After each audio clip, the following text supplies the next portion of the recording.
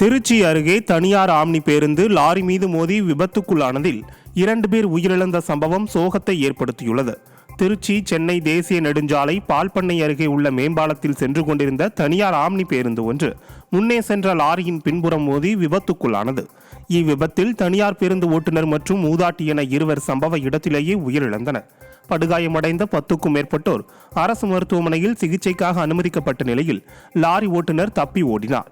இதுகுறித்து போலீசார் வழக்கு பதிவு செய்து விசாரணை நடத்தி வருகின்றனர். கன்னியாகுமரியில் நோன்பு கஞ்சி காய்ச்சுவதில் ஏற்பட்ட மோதலில் இரு தரப்பினர் பயங்கரமாக தாக்கிக் கொண்ட சம்பவம் இஸ்லாமியர்களிடையே அதிர்ச்சியை ஏற்படுத்தியுள்ளது.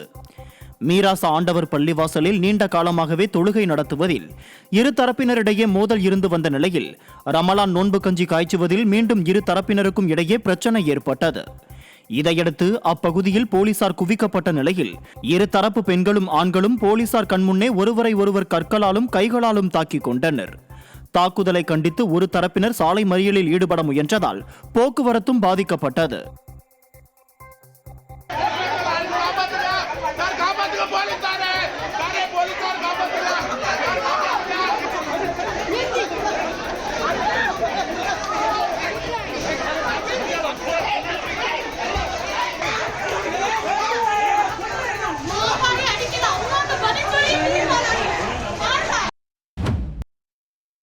திருத்துறைப்பூண்டி அருகே அதிகளவில் வைக்கோல் ஏற்றிச் சென்ற லாரி மின்கம்பியில் உரசி தீப்பிடித்து எரிந்து சேதமடைந்தது.